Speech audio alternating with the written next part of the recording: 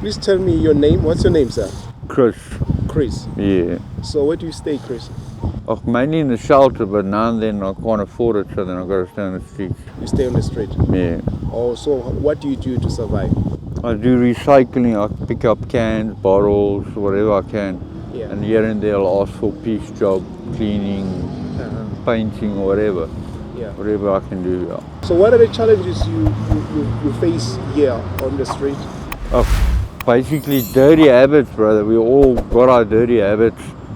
And yeah, to support the habits not always easy, so you tend to get into trouble. What kind of habits? You know, smoking things and drinking things. Yeah. But you seem like you're a cool guy. Thanks, bro. Yeah. So where do you come from? Originally from Kempton Park. So how did you grow up? Well, I grew up in Kempton Park. I went to Pretoria as high, Afrikaans hoor. I matriculated there. Yeah. And then I went for an apprenticeship at Ford Motors. Yeah. I got my apprenticeship, and that's how I landed up in Krugersdorp, because then I got a job offer at NTT Krugersdorp. Yeah. For a much better salary. How many years have you been working with them? I was working for them for about almost 4 years, but then they relocated, so they, you can say, downgraded on staff. Oh, so then you lost the job there? Yeah, then they let me go there. And then what happened after? Then like I said, just bad influences, and because of our situation, you just tend to use substance, you can say, to forget about all the stress and problems, and before you know it, you're hooked, bro. So tell me about that. What do you mean? The substance, like how do you get hooked and who influences? Yeah, well, it's mainly, nobody can force you, it's your own decision, but to introduce you to it and just like make it available for you and tell you where you can get it, everything. And because it's so cheap, and it makes you feel good, so on the end of the day, you just tend to fall back on it. So what are the challenges that others have on the street when it comes to the substance and basically as well, weak and vulnerable.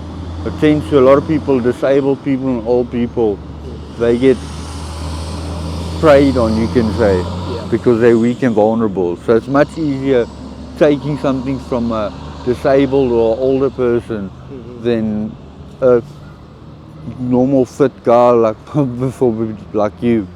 I'd much rather go, but I'd much rather rob an old person or a cripple like me than go and try my luck with a strong fit guy, you check? So that's a lot of struggling for the people they get. Yeah. So how do you survive here? Well, like I said, off my recycling and things. Yeah. I pick up bottles and cans and boxes and do the best I can like that. So how much you make a day? It depends but on average you can say anything from 80 to about 120.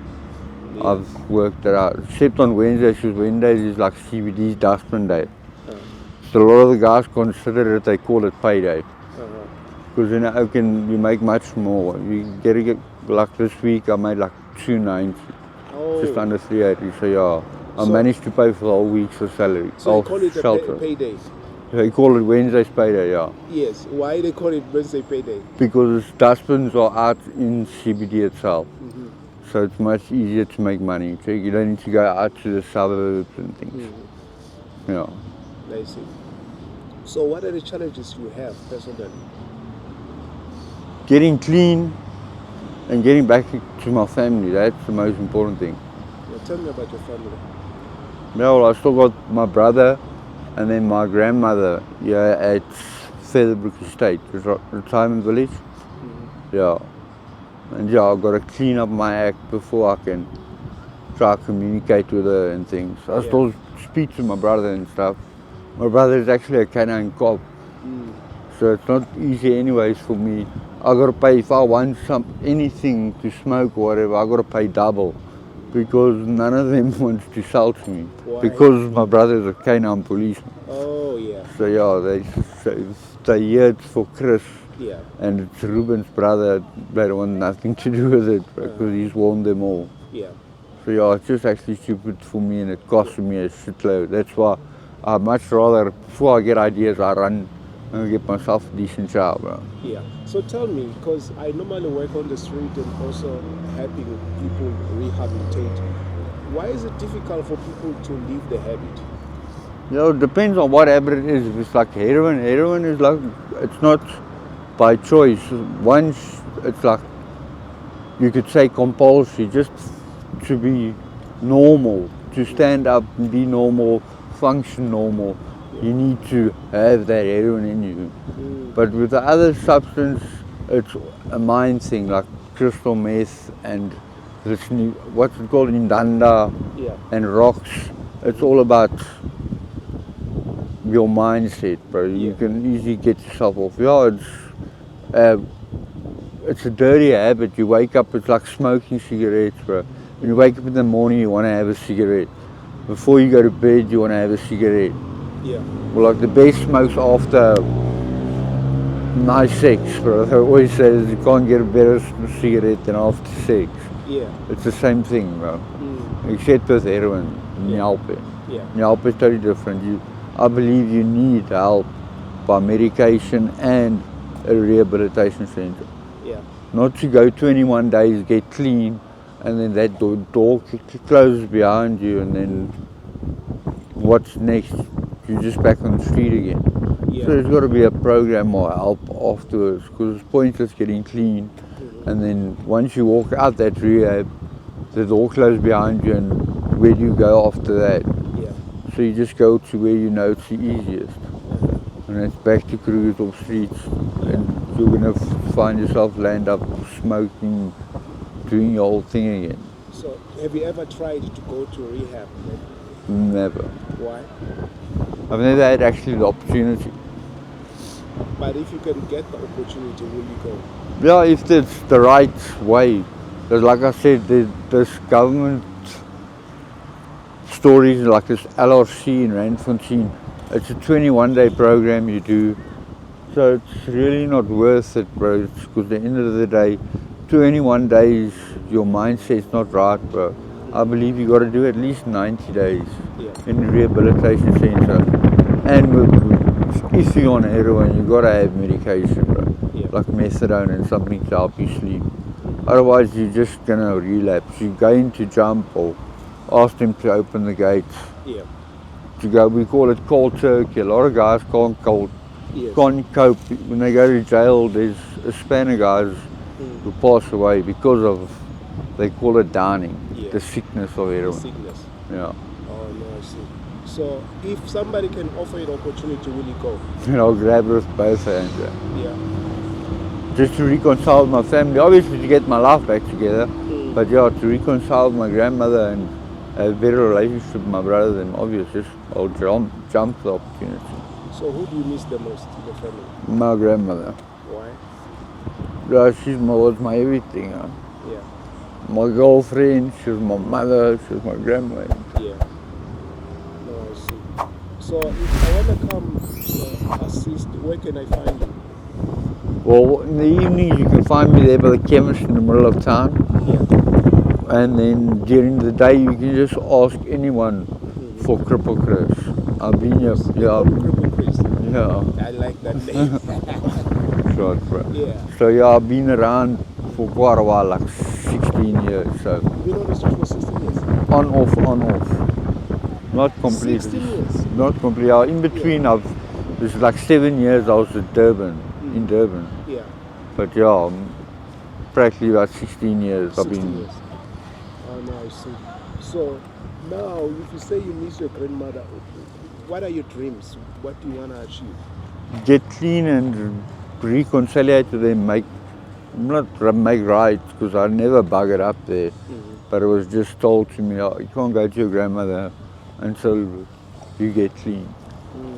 And she as well said, yeah, she doesn't want to see me until if I'm high. Yeah.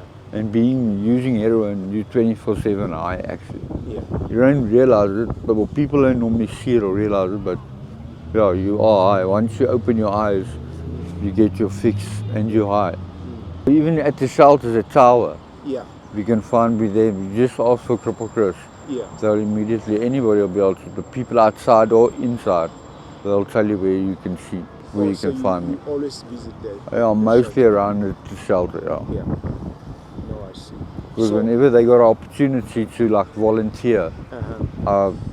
jump in, because then I don't need to worry about paying shelter fee and things. So what do you regret in life?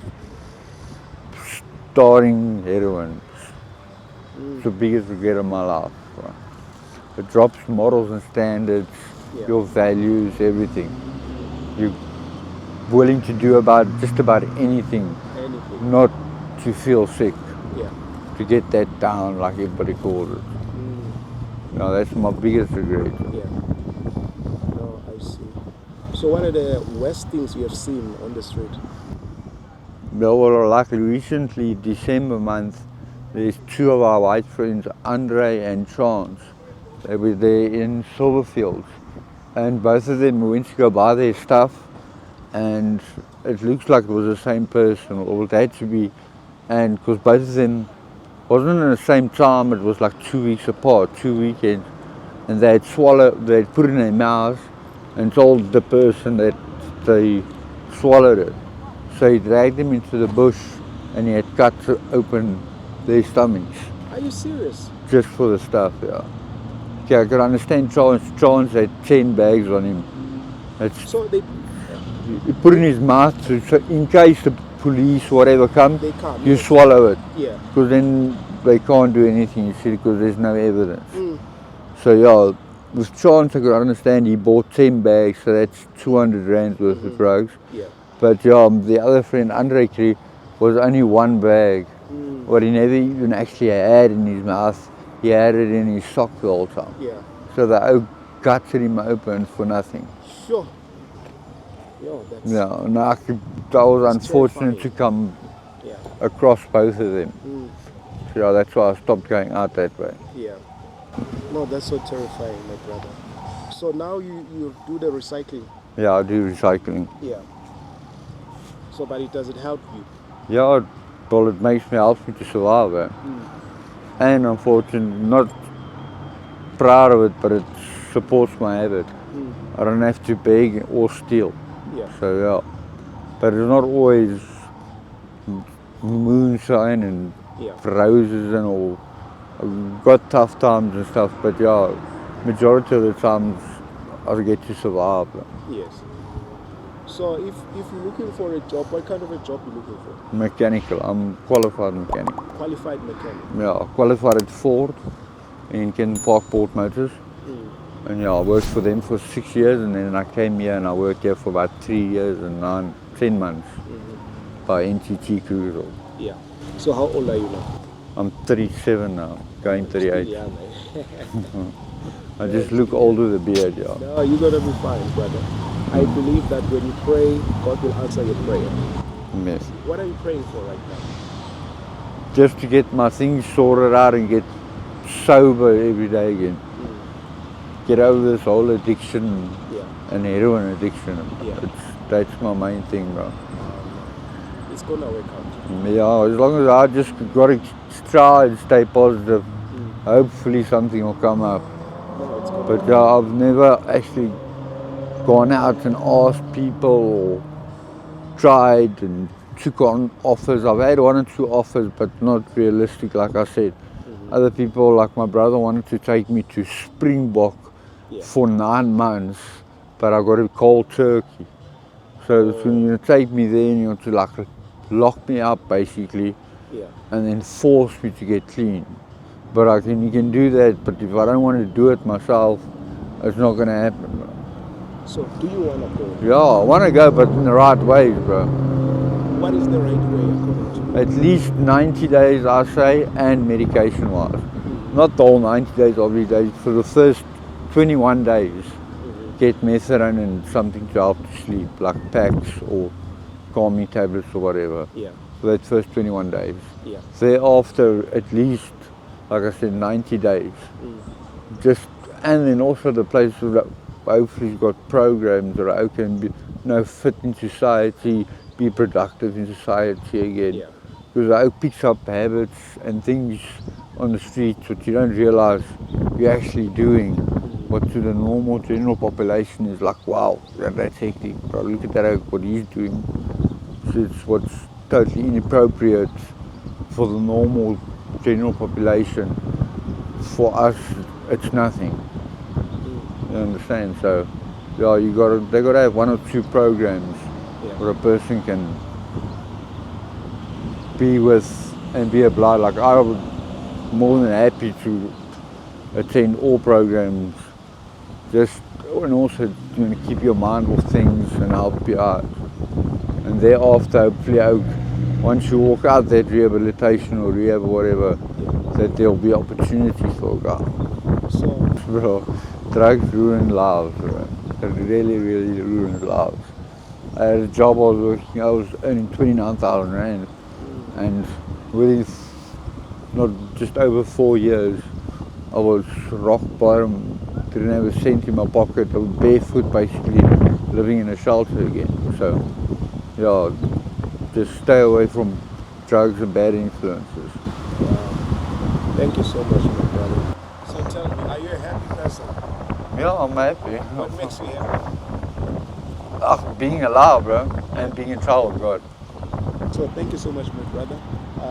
We're gonna try to tell your story, but definitely if I have something different, I'm gonna come see you. Please, like I said, just ask for Cripple Chris, bro. Yeah. You will find me. Oh, awesome, my brother. So, Thanks a lot, bro. So, I'm gonna go get thanks. that shower now, dude. yeah. Short, man. All right, we love you, brother. Thanks, man. So. Short, bro. Thanks, bro. God bless you, brother. Short, man. Sure.